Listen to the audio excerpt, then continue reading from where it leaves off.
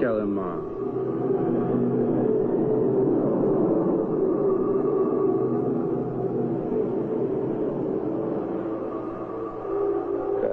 Stones in the north resisted with all their might to prevent the dead from entering their bowels. The stones promised to forget nothing, promised to wait and keep it secret. Severe winters, hot summers, and brutal rains took the dead men from the stone. The earth opened up, revealing its underground stores. Because not only gold, not only tin, not only wolfram, not only uranium are in the Kolyma underground stores, but also human bodies, untouched by decay. On the 4th of February, 1932, all the administration of the Dolstroy and the first volunteers who responded to the call of the motherland to conquer severe and impregnable Kolyma arrived in the Bay of Negaeva.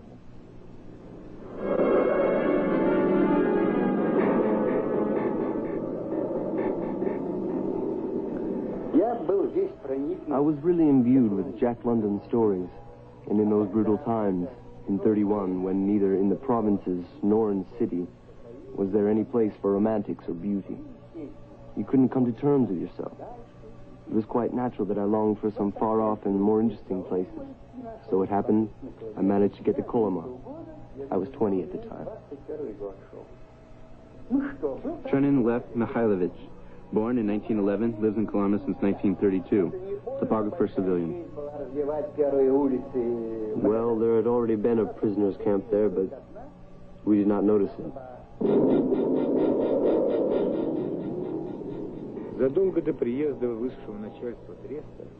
Long before the arrival of the commanding administrators of the Dolstroy, Berzin dispatched more than 200,000 of its prisoners to Magadan, only a quarter of which survived. It was they who began to build the town of Magadan and the first Kolyma camps. The first transports of prisoners were those convicted according to Article 7.832. That was of August 7th, 1932. It was a time of starvation when people took grains left in the fields after harvesting or cabbages at night. All the same, they were convicted by the Troika, court of 3 judges, with no defense, and as a rule, their fate was 10-year sentence and no discussion allowed. Berzin Eduard Petrovich, born 1884, the first director of the Dolstroy, 1931 to 1937, shot in 1938. There were many stories told about him, both good and bad. For instance, there was this notorious dipper from the drag that had sunk, and we had to build a framework to go into the icy water and get it. People were dying like flies, but it was unthinkable to leave the dipper there. Well, they reported to Berzin in Magadan. People are dying. What's to be done? He reasoned this way. What's the cost of the dipper? 15,000 gold rubles. What's the cost of a prisoner? 2.5 paper rubles a day. Then what are you questioning me about?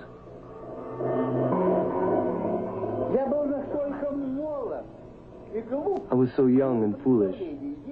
I thought if they were prisoners, it meant they were criminals and deserved all that, you see. Well, you understand our attitude. I was not a party member, but nevertheless, I was a true child of my time. I was permeated with its spirit.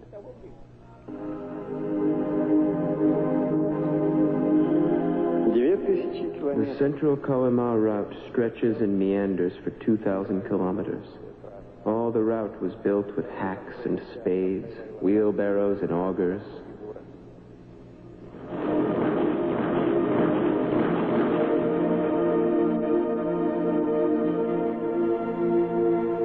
Everybody here used to repeat Nekrasov's poem, The Iron Road.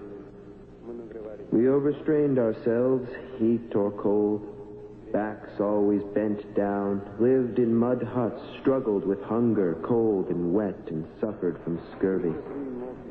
Well, don't be afraid for the motherland, buddy. The Russian people have endured enough.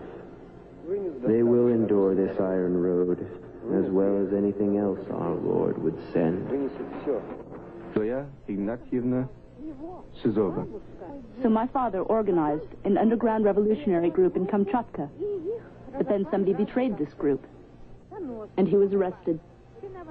When he was being taken away, he said, "You must know, I am not guilty of anything."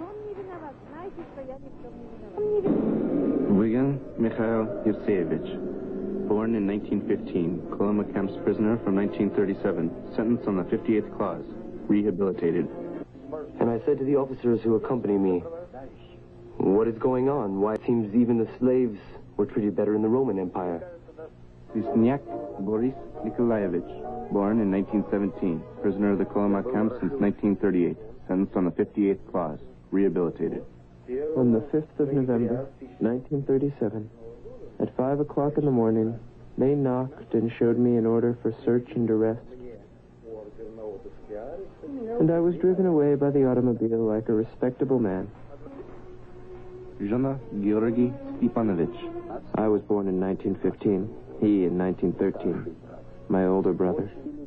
When Kirov was murdered and the whole university went to the pardon ceremony, Boris said to the Komsomol organizer of his course, "Look, my boots are torn.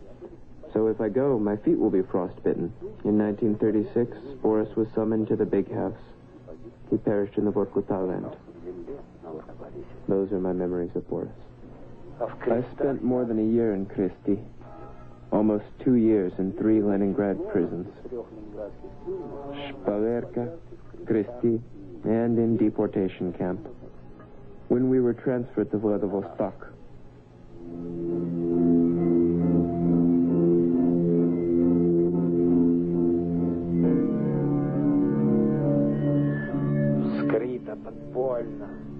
People were transported secretly.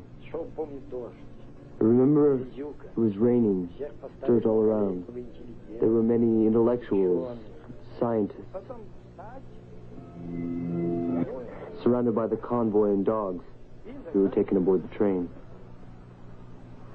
When it started moving, there appeared from somewhere, though we had been thoroughly searched, sheets of paper, pencil stubs. And we began writing letters. So I wrote to my sister, "I'm a prisoner, but I am innocent. Don't believe anything. All of it is a lie, slander." Trains were moving in an endless stream like in war times.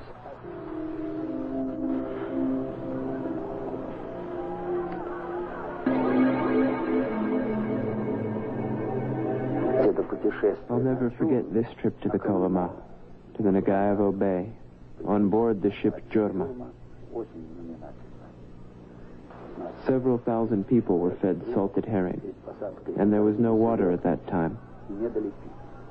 The loading went on for more than 12 hours, and then the ship pushed off. They simply forgot to give us water. And there was an order to get barrels down into the hold, to take the barrels and pump fresh water in through those.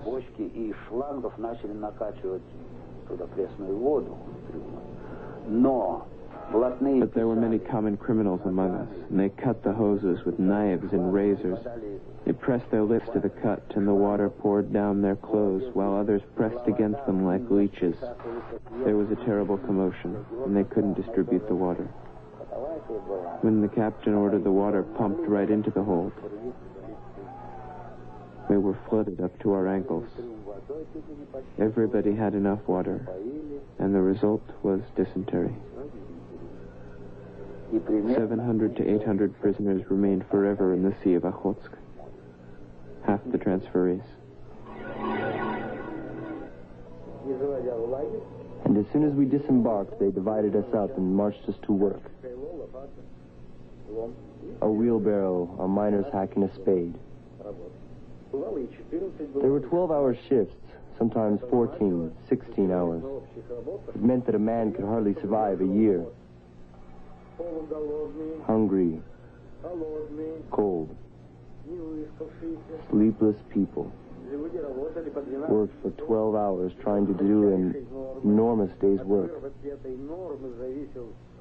And one's rations depended on his task. The main part wasn't victuals, but a ration of bread. There was a saying, "A big ration is a killer, not a small one.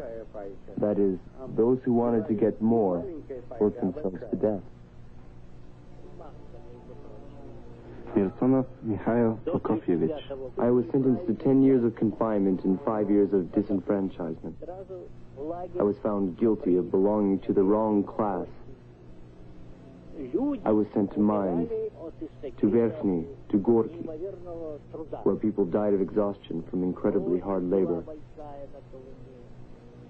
There was great discord in the Kolyma camps. The professional criminals, they would slash a man to death on the spur of the moment. Lukin Ivan Ivanovich, born 1906, lives in Kolyma since 1933, engineer, civilian, and honorable citizen of Magadan. Every night we were listening for knocking at doors. We lived in barracks. There were many rooms. And when you heard knocking at the door, it meant somebody was being taken. The annihilation of party men on the part of other party men was one of the main principles of murder for the Stalinist times.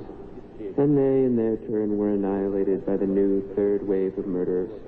Berzin was arrested in 1937, and he perished, having committed murders himself for Stalin. Soviet propaganda of the time was used to affirm, enemies of people are being re-educated by labor behind barbed wire. My father agitated for the Soviets. He used to say that we would live a much better life and would have everything. Then everybody voted for the Soviets. After the gold had been discovered, they needed cheap labor. Then the prisoners appeared here. Father worked at the Northern Caucasus frontier at USSR Customs. Mother was a dentist. I was a student at the Moscow Medical Institute. And there was my sister, 13 years old. This was our family. And on the 25th of November, they arrested my mother. Well, Father was not arrested. He committed suicide. My sister was alone. And in the middle, our mothers, all dressed in quilted jackets and heavy boots. They were coming towards us. And neither convoy nor dogs could hold us. We rushed to each other. It's impossible either to forget or to speak about what followed. The professional criminals were made our commanders. Before the day began, the commanding trustees used to read out, according to the decision of Troika, the Court of Three, for sabotage and economical counter-revolution, the following prisoners are sentenced to be shot. The sentence was executed, and every day some 70 to 80 men were sentenced. We were taken to the barrack. The door was opened. There was a terrible stench. I found myself standing close to a nearby stool. We were all standing so close that if a man died, he remained standing. There was no place to fall down. There was one investigator, Radchenko. He used to aim with his boot at my belly and below. But nevertheless, I signed nothing. Still, I got an additional sentence for the economic sabotage manifested in breaking a wheelbarrow. 10 years. In a solitary cell, in the corner, near the ceiling, they hung a tin pail with a very small hole. They filled it with water, tied her hands, and she had to stand in the corner with drops of water falling on her head. And then we were herded to a bus. Oh, it's hard for me. Savoyeva Nina Vladimirovna, born in 1916, has been on Kolyma since 1940, a doctor voluntarily enlisted. They found a letter to Stalin in his pocket. It said,